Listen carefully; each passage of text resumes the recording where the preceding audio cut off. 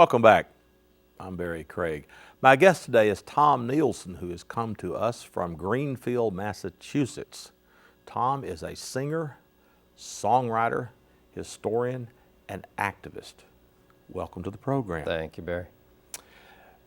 We talked before the program began that songs have been a great part of social movements through the years. The labor movement, civil rights movement, women's movement, anti-war movement. You've written quite a few songs yourself. What inspires you to write a song? A lot of the things that I'm drawn to are issues, news items that are covered up, things that address people's safety, but mostly, well, for example, environmental issues. I think my music has been used in 6 environment documentaries around nuclear energy, around coal ash waste, water privatization. And I'm often brought in to do fundraisers or help people organize who are working to stop the corporatism of their communities, to stop, like in Viroqua, Wisconsin, Dairyland Power was going to dump coal ash waste on southern Wisconsin farmland through eminent domain. Eminent domain is another way of removing people. It's a way of getting a place to put your waste. And they won. I went in. It's not that the song I wrote for them was decided the issue, but it does help people organize. I think music is very inspirational. With the movements that you talked about, music not only educates, but it inspires. And to get back to your question, for me, I'm an educator. I'm an historian. I like to see truth spoken, and in the media, there is so much untruth and fabrication and manipulation of facts that and people's lives are on the line quite often, and they're treated in a very frivolous way. You grew up in upstate New York, and tell us about your background. I was born on a little dairy farm in Otsego County, near Cooperstown, the Hall of Fame, Susquehanna River, headwaters of the Susquehanna. And back in a time when there were more cows than people, and 3-generation households, and everybody did chores, and you knew everyone within 5 miles. I even knew the names of the dogs, you know. And there aren't any cows anymore, and it's not because we don't know how to farm, not at all. But it's because of who took over the agriculture industry, the transporters and the bulk tanks coming in, and the petrochemical companies taking over the control of grain. And half our milk check would go just to get grain for our cattle because we didn't have a lot of bottom land that we could grow on. So it was the economics, that did it. We could have family farms. We have plenty of money in this country. It's just where the money goes to. And it doesn't go to support family farming anymore. And I think growing up as a kid on a farm, there was one thing that I learned, and my mother certainly was instrumental in helping me learn how class works, and that people who are rich and with a lot of money, and she would say, often think they're better than other people. And that's not to categorize all people with money as thinking that they're that way. But as one of the line in my newest song, one of my newest songs is about money talking, it does. And that, I think I grew up in a little Methodist church that had no running water, had no central heating. We heated with a wood stove year-round. We had an outhouse out back. And I always felt I had more in common when the Vietnam War started with Vietnamese farmers than I did with Wall Street. And so in 1970, I left the country. I went to South America.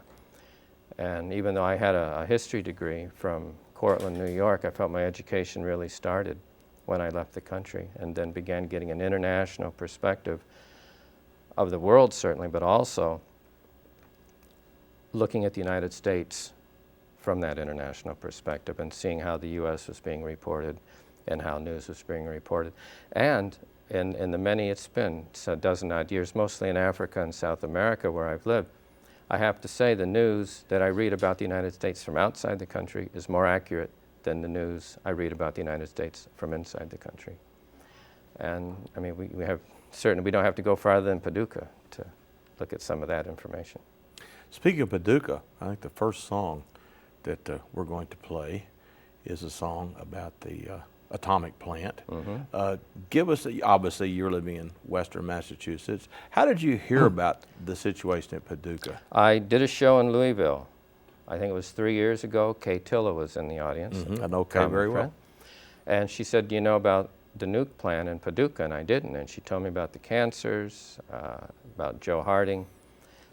I did a little research, and I wrote the song called Heroes of the Cold War, a song that was nominated actually last year for Song of the Year for Social Action by independent musicians. And that's how I heard about it. So that's to get back to one of your original questions. That was the hook. You know, she's telling me people are dying of cancer, and certainly the bosses always said, well, everything is safe. You know, we hear that from our own atomic plant. Workers are riding on the sides of truck. You know, the alpha rays go out, what is 5 feet, I think, and then there's the betas and gammas, and they're all being exposed to this radiation, and they're right on the side of these nuclear waste trucks, and being told that they're safe. They're not even wearing the badges. But so that's a good example of what gets me to write a song, was Kay telling me about it. So we will listen to the song now. Thank you. And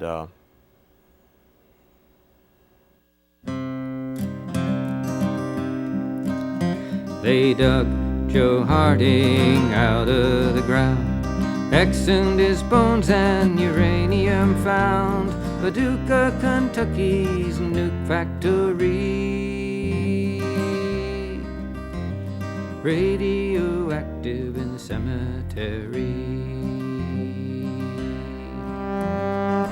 18 years of uranium dust caked on his skin, on his teeth formed a crust. Cancer in his stomach perforated his lungs. All of the workers are dying too young. He spoke to the bosses of Uranium Air. The feds denied any poisons were there. Union Carbide, Lockheed Martin agreed that it's safe to make nuclear WMDs. They dug Joe Harding out of the ground, exhumed his bones and uranium found. Paducah, Kentucky's nuke factory, radioactive in the cemetery. Their bodies were sick with plutonium grams. The feds said from eating that Kentucky ham. Fernald, Ohio, Oak Ridge, Tennessee, all getting sick on ham from Kentucky. They dug Joe Harding out of the ground, exhumed his bones and uranium found. Paducah, Kentucky's nuke factory, radioactive in the cemetery.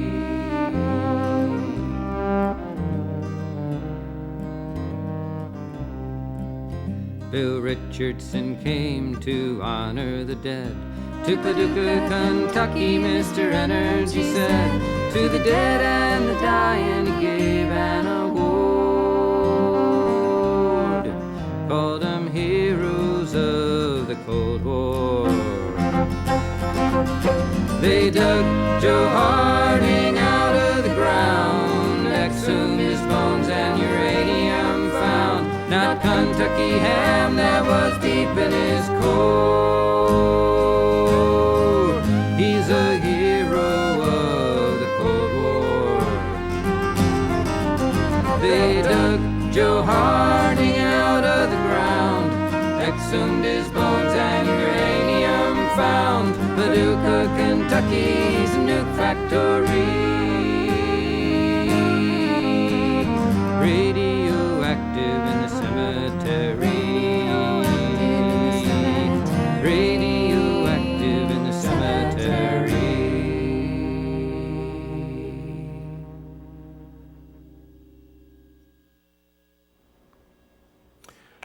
How can one get a copy of that song and the other songs that you've? We'll do a commercial here about it. All right. They can go to my website, tomnielsenmusic.com. Nielson's Neilson, and all the information's right there. Or they can come to a show. They can invite me back to Paducah. And you were on campus recently. I was, yeah. I did 2 shows on Wednesday. I did one on campus, and I did a house concert in the evening. Obviously, you're not making a whole lot of money at this. Well, my list of corporate sponsors isn't really long. That's true.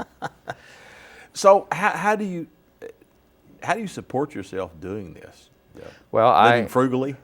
I'm a single dad, and so my life is I haven't been able to tour a lot, but I work with people with HIV and I teach at home, so I have 2 jobs. The teaching is fee for service, and from the get-go I said when I need to travel, and they've always let me, be on the road when I needed to be, and when I'm in Greenfield, I've got my job. But more and more as my son's gotten older, I've been able to get out on the road more. So, but it's always been a balancing act, the jobs, my son, the music. Another song that we're going to listen to is also local, but Between the Rivers, which is now Land Between the Lakes. Give us the background once again in Greenfield, Massachusetts. That's, as we say in Kentucky, a fur piece from our part of the country. So how did you discover Land Between the Lakes? Well, I met Dr. David Nickel, who teaches here at the college, in southern Illinois at the Forest Council. And I heard him tell his story, and I spoke with him after that. And it's certainly a much larger scale than what we experienced in western Massachusetts, but we had communities flooded out, which to get water to Boston. And David told me his story, and I said, I'd like to write a song about that. So I did, and I called him up. I sent him the lyrics, and he massaged a little bit, and we got the final product, and I recorded it. It's the title song with the Between the Rivers CD. And in the land that was drowned out in western Massachusetts was the birthplace of Daniel Shays. Of the Shays Rebellion fame. And also there's the commonality that I get the feeling when I went out to the Between the Rivers area that the local history is just being disappeared. And similarly in western Massachusetts, Daniel Shays played an extremely important role in United States history. Yet we have tried to make his home site, which is on the peninsula above the waterline, an historic site. And the state won't even let it out of committee. They won't have anything to do with it because his rebellion was a response to the fact that the wealth just switched from the British to the wealthy class in the colonies who had financed the war, and now they wanted the farmers to pay it back. And well, the history, farmers who had a barter economy very largely now are being put in debtor's prison, and the Shays and his followers, he was a captain during the war, they shut down the courts in western Massachusetts, so their neighbors couldn't be tried, and the local militias wouldn't fire on them because they knew Shays from the war. And so the government in Boston hired mercenaries, and the Whiskey Rebellion was concurrent with this in Virginia. And or Pennsylvania, actually, but that's western Pennsylvania. Yeah. And to come out and rout Shays' army, and that was what was responsible for the United States getting a national army.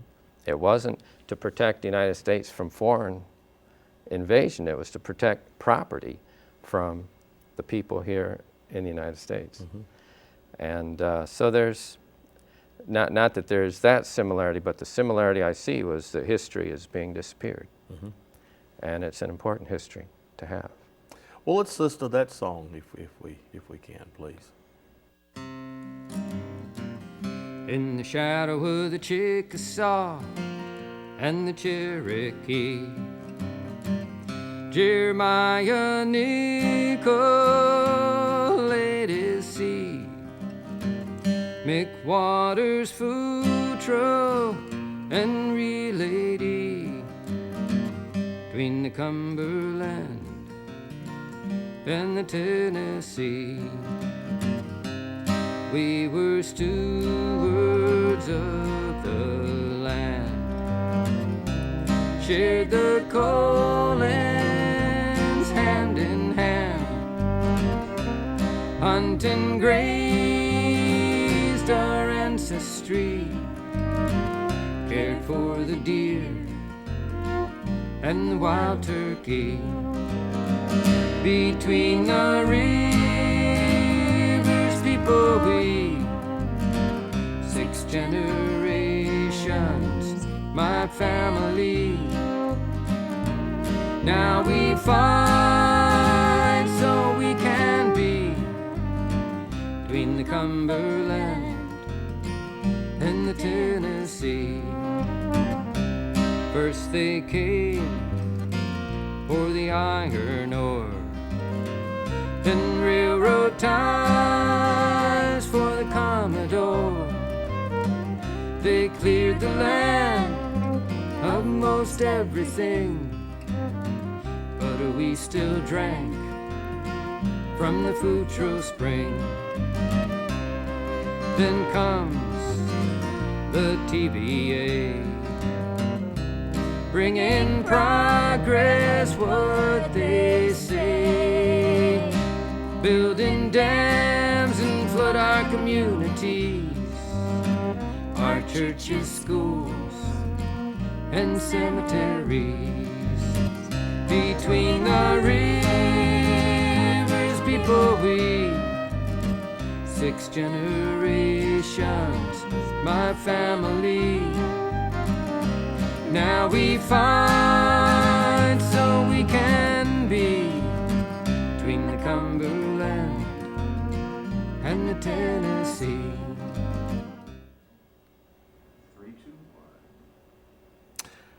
I would hate to give Professor Nickel the big head, but I think it's only fair to say that the cover of the album, that is his photograph. Yeah. That was very cleverly doubled, if that's the word, by Carol Bonds. Also, the woman singing with you, we ought to give her some credit. Who was that? Well, on this one, it's Sue Krantz. On the first song we did, it was Cat Allen. And the fiddle player and bass player is Derek Jordan, who's from East Emerston, Vermont, and he is my engineer also. Mm-hmm. I would say if you ever need a banjo player, Professor Nickel has been known to do that. You know, I have heard his name everywhere I go. Not in vain, I hope. Well, I won't go into that, but. Well, that would be nice. We could maybe next time you're down next to us, we could persuade him to maybe That's do right. a concert. That's right. Concert with you. Now you have won awards or been nominated for awards for your song, and I believe you told us when you were in Paducah recently that you got word that you were nominated again. Just 2 nights, well, I think it was 2 nights ago. Independent Musicians Awards said that my song about the coal ash spill in Harriman, Tennessee in December of '08 from mountaintop removal has just been nominated for the same award that the Heroes of the Cold War was nominated for last year. And tell us about this organization. Well, Independent Musicians it's an organization for independent musicians that are not bankrolled by corporate sponsors and so forth. And I mean, I have a label, I suppose you could say. It's my own private label, Roaring Jelly Music. And so those of us who are indies, you know, they have this award every year. They have lots of different categories for people. There's this, for our musician friends, there's another organization called Just Plain Folks International Music. And those awards we call the People's Grammys, because you will find just as good talent at Just Plain Folks, if not better talent, by the people who write the songs, they perform the songs instrumentally, and they sing the songs. And they have no corporate sponsors, and they have no big money behind them, and they have day jobs, and they have an award. It's every couple years that they do theirs, and any local musicians in West Kentucky, they should go to the website, Just Plain Folks. .org. I don't. If you put in Just Plain Folks, Do a Google search. yeah, or put music next to it, but it's probably .org. Yeah. Yeah, yeah. A great group. The last awards ceremony was like, geez, it was 5 or 6 hours long. It was in Nashville. The one I went to before that was in Southern California. Great people. You know, you go in cut-off T-shirts and blue jeans, or you can wear a tie. It doesn't matter. Yeah, yeah. And it's and these organizations keep the music alive. Mm-hmm. You know. Didn't you also tell me you belong to a musicians union? Local 1000 Traveling Musicians Union, AFM 1000. Mm-hmm. American Federation of Musicians. Yes, right. Right. Tell us a little bit about the last song. We're running out of time, which is always the case. Mm-hmm. The last song we will hear is titled Solstice Morning, and it gets its title from the spill, the coal ash spill, happened on the December solstice at 4 o'clock in the morning, I think it was. That dike had blown out twice before, had never been fixed, right? And we've heard that story before. and the dike was supposed to hold the Holds the coal ash. Now, contrary to legislative opinion that coal ash is non-hazardous, it is a very toxic material. I know that a lot of the coal ash ponds around here are not lined, and there's seepage. And in this dike, you know, it's all the innards from the mountaintop removal, and it just got too strong for the dike, too big. And it blew, and it took out Harriman, Tennessee. And they're still paying big, I don't know how many millions or billions of dollars to try and clean this up. Mm-hmm. It went into the Emory and then into the Tennessee. Mm-hmm. Which is in the song, I believe. Yeah. Let's hear the song in the time we have left, please. Solstice morning, Harriman Way. Compliments of the TVA. Break through your window, flow through your door. Fill up your home to the second floor. For 1 billion gallons of sludge and coal ash, where Kingston fossils been keeping their stash. Those coal ash ponds are a ticking time bomb of chromium, cadmium, and barium. That dike blew out in '84, mixing slurry and sludge from a mountain core. It blew out again in 2003. Send a message to Harriman, Tennessee. Send a message to Harriman, Tennessee. From the Emory to the Tennessee. Oh, that spill is heading to the Ohio, down the Mississippi, to the Delta, go into the Gulf of Mexico. Poison the Gulf of Mexico. Clean coal's a fairy tale we don't need, just a corporate sale of pollution and greed. Arsenic, mercury, nickel, and lead, all lining the banks of the riverbed. Don't eat the fish, don't swim in the river. We are running out of time, as I knew. It always goes faster than you think. It does. Again, let's talk about the website. It's tomnielsenmusic.com. And my email is tomnielsenmusic@yahoo.com if anybody wants to get in touch with me.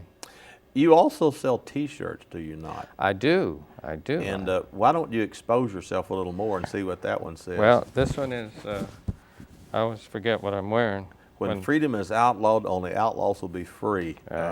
Is that your slogan? Yeah, that comes out, that's the title of one of my CDs. Okay. And I have another one, Another Pacifist Under Surveillance, which is also the title of a CD. They both have histories behind them. Also, well, and can you give us a very quick, brief history? We have just about a minute left. What's the...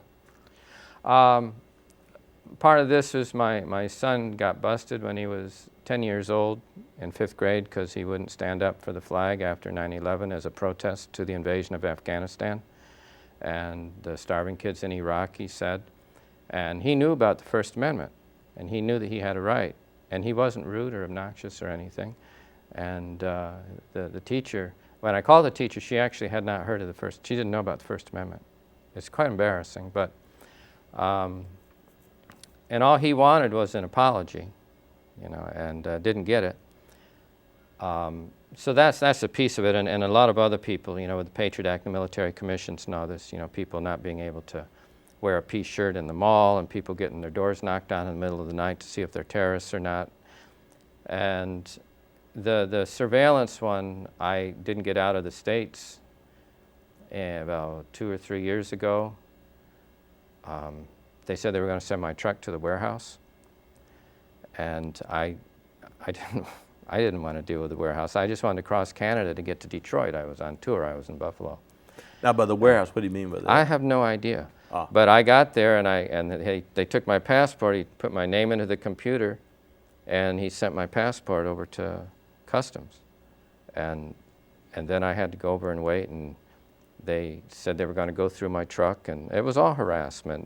They didn't go through my truck because I wasn't going to submit to that.